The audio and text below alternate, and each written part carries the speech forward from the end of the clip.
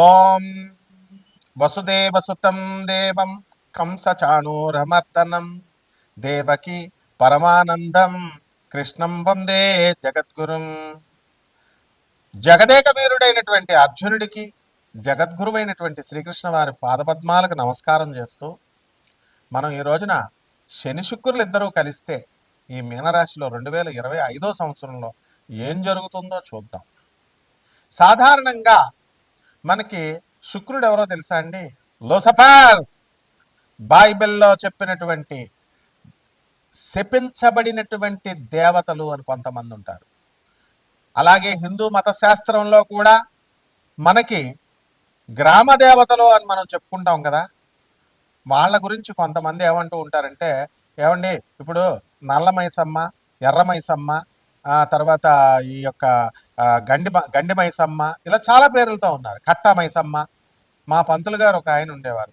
అయ్యి బాబాయ్, ఏంటి ఈ గండి మైసమ్మ, ఈ కట్ట మైసమ్మ ప్రాణాలు తీసేస్తుంది, చెరువు గట్ల మీద ఒంటరిగా వెళితే ప్రాణాలు తీసేస్తుంది అని అనేవారు.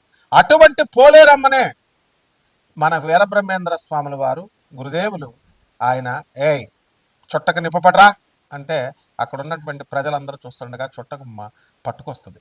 దెబ్బతో దెమ్మ తిరిగిపోద్ది అక్కడ ఉన్నటువంటి జనానందరికీ. అంటే గ్రామ దేవతలను అలా అంటాం కదా. అలాగే మన బైబిల్లో కూడా వీటిలన్నిటిలో కూడా లూసిఫర్ అంటే ప్రభువు ఏం చేశాడంటే, దేవుడు ఏం చేశాడండి, ఆయన ఒక సృష్టి చేశాడు. ప్రధాన చీఫ్ పిఏ లాగా లూసిఫర్ని. అరే నువ్వు వెళ్ళి పరిపాలిస్తున్నాడు. మరి ఆయన ఏమన్నాడు, వెళ్ళి నన్ను పొగడకుండా ప్రభువుని ఎందుకు పొగడటం, దేవుణ్ణి ఎందుకు పొగడటం అని చెప్పేసి ఆయన ఏం చేస్తాడు, ప్రభువును పొగడకుండా ఆయన తనను తాను పొగుడుకుంటూ ఉంటాడనమాట. అతనే అప్పుడు ప్రభు కోపం వస్తుంది. తనను పొగడమని తన్నే దేవుడిగా డిక్లేర్ చేసుకుంటాడు ఈ లూసిఫర్. అప్పుడు ప్రభు శపించి, పో నువ్వు శపించబడినటువంటి దేవతలనే వాటిల్నే ఏమంటామంటే భోగలాలస దేవతలు అంటాం. యక్షులు, కిన్నర్లు, కింపురుషులు ఇలా ఉన్నారు కదా. అలాంటి కేటగిరీలో ఈ లూసిఫర్ అనేటటువంటి వాడు సాతాన్ అంటాం. మన హిందూ ధర్మశాస్త్రంలో కలిపురుషుడు అంటాం. అతనే శుక్రాచార్యుడు. అంటే శుక్రాచార్యుడు ఏం చేశాడంటే భోగలాలసత్వం, రాక్షసులకు గురువయ్యాడు. శుక్రాచార్యుడు తత్వంలో 2 రకాలు ఉంటాయండి. శుక్రుడుగా ఆయన రాక్షసులకు గురుత్వాన్ని వహించినప్పుడు ఆయన ఆచార్యుడిగా ఉంటాడు, ఒక ప్రొఫెసర్గా మంచి చెప్తాడు.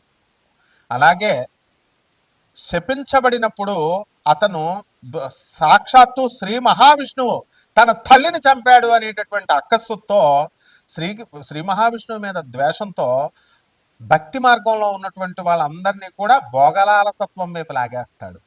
ఇల్లు విప్పిస్తాడు, మందు కొట్టిస్తాడు, ఇక రకరకాల పిల్లలు, ఇల్లు, గృహాలు, ఇలా రకరకాలుగా మనల్ని ఈ భూమి మీదే ఉండేటటువంటి సంపదలనిచ్చి ఇక్కడిక్కడే భ్రమింపజేస్తూ ఇక్కడే ఉంచేస్తాడు. ఆ శుక్ర మాయ నుంచి తప్పించుకున్నటువంటి వాడు రాధమ్మ తల్లే ఆయన మాయలో పడిపోతే సాక్షాత్తు శ్రీకృష్ణ పరమాత్మ రక్షిస్తాడు. ఆ రాధమ్మ తల్లి జాగృతమైన మరుక్షణం శుక్రాచార్యుడి యొక్క మాయను విచ్ఛిన్నం చేసింది. అంత పవర్ఫుల్ శుక్రాచార్యుడు. మరి ఇక శని ఎవరో తెలుసా అండి?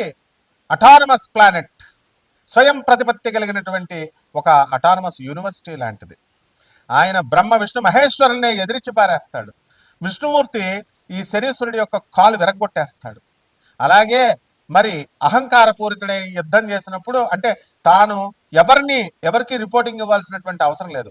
ఇప్పుడు శనీశ్వరుడు మిమ్మల్ని కోటీశ్వరులు చేయాలన్నాడు అనుకోండి, చేసి పడేస్తాడు అంతే. విష్ణువుని కన్సల్ట్ చేయాలా, బ్రహ్మను కన్సల్ట్ చేయాలా, ఏమన్నా తొక్కి పడేయాలనుకోండి మిమ్మల్ని, సాక్షాత్తు శివుడు అడ్డొచ్చినా సరే తొక్కి పడేస్తాడు మిమ్మల్ని.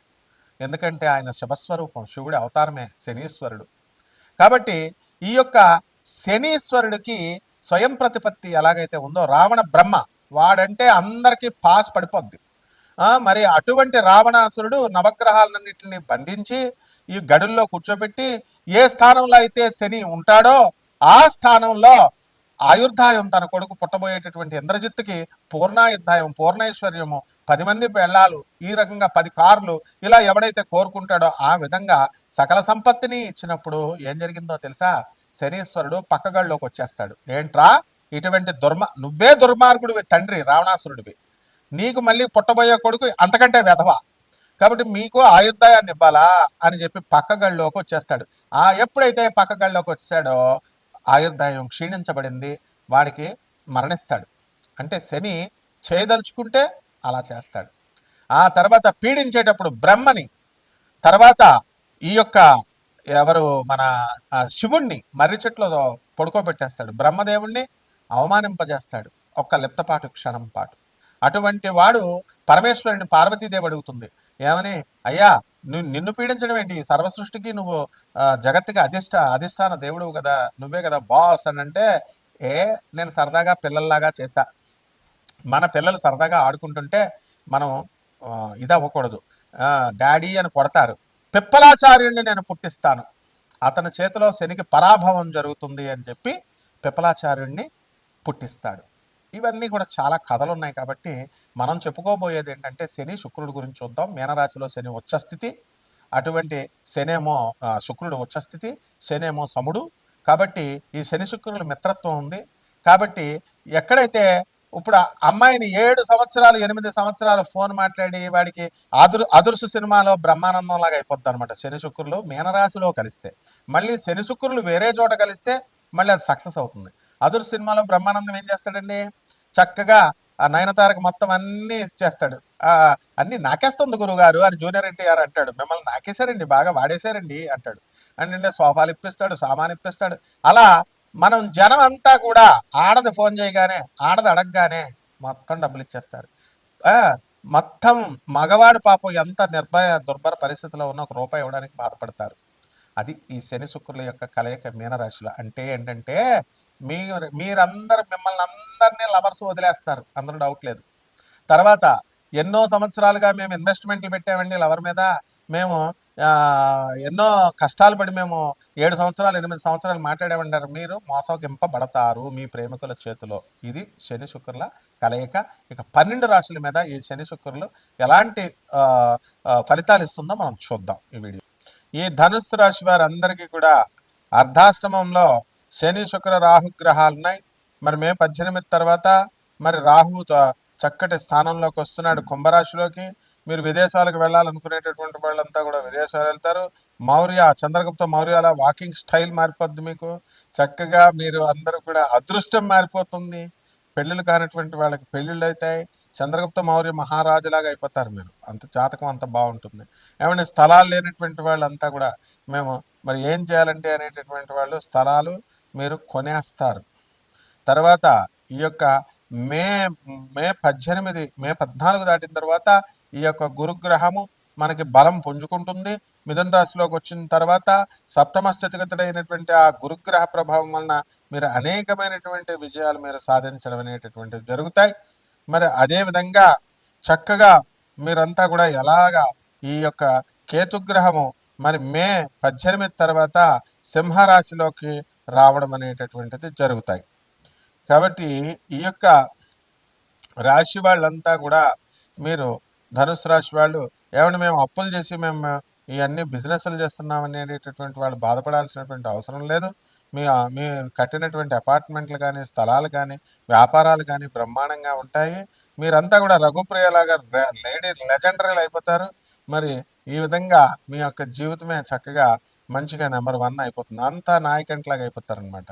కాబట్టి ఈ యొక్క రాశి వాళ్ళు మరి హోటళ్ళు పెట్టండి, హోటల్ ఇండస్ట్రీలు పెట్టండి, హాస్టల్స్ పెట్టండి, మరి ఈ యొక్క టీ స్టాల్స్ ఇవన్నీ కూడా పెట్టండి. ఇవన్నీ కూడా పెట్టిన తర్వాత మీరు బాగోకపోతే నన్ను అడగండి. అన్ని విధాలుగా కూడా ధనుసు రాశి వారు కొద్దిగా పికప్ అవుతున్నారనమాట. కాబట్టి పరిహారాలు చేసుకోవాల్సినటువంటి అవసరం ఉంది.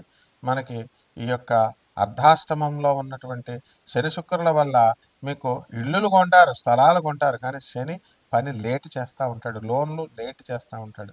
అందువలన శని జపం చేసుకోండి, శని స్తోత్రాలు చదవండి. శనికి కిలోంపావు నల్ల నువ్వుల్ని నల్లని వస్త్రాన్ని ఇచ్చి పేద బ్రాహ్మణులకి శనివారం నాడు ఉదయం 8 గంటలకి 8,000 రూపాయలు దానం ఇవ్వాలి పంతులు గారికి. 8,000 అక్షరాల అంటే అయ్య బాబా ఎంత ఇచ్చాడు వాడిని అంటే అంతే ఇవ్వాలి. మరి దాన ధర్మం ఆ పేద బ్రాహ్మణ్ని సెలెక్ట్ చేసుకోండి, వాడికి ఒక నెల గ్రాసం ఇవ్వాలి మీరు. అదే డబ్బున్న వాడికి మీరు ఇస్తే ఏమవుతుందండి, వాళ్ళు ఏం కేర్ చేయరు మిమ్మల్ని. 4 లక్షలు పట్టరా 5 లక్షలు పట్టరా అంటారు.